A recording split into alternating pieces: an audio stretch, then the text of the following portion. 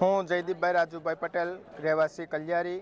અમે કાવી 17 જિલ્લા પંચાયત સીટ પરથી ઉમેદવારી અપક્ષ તરીકે કરેલી છે અને હું પિયુષભાઈ ડાયાભાઈના ટેકેદાર દરખાસ્ત કરનાર છું અને હું કલ્યારી ગામમાં ડેપ્યુટી સરપંચ તરીકે હાલ ચાલુ ફરજ બજાવું છું.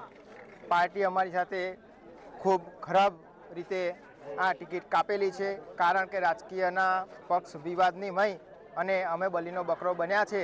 કારણ કે 45 વર્ષથી કલ્યારી ગામનો વારો હતો. દરેક સમાજની દરેક સીટ આવી તે વખત કલ્યારી ગામે સહકાર આપ્યો છે અને 100% મત દર વર્ષે વિધાનસભા હોય, લોકસભા હોય કે કોઈ બી રાજકીય સ્થાનિક સ્વરાજ્યની ચૂંટણીમાં 100% ભાજપનું મતદાન કરાવેલું છે. તે છતાંય મારો વારો હોવા છતાં મારા 3 બાળક હોવાને લીધે પાર્ટીની ગાઈડલાઈન મુજબ આવતું નહોતું. તે મારા અવેજમાં પિયુષભાઈ ડાયાભાઈએ ટિકિટ માગેલી હતી. એમના વિવાદને કારણે એક જ્ઞાતિ સમીકરણ બેસેલું હતું તેવી સીટ હતી, તે છતાં એ કાપી અને અપક્ષનું અમારે ફોર્મ ભરવું પડ્યું છે.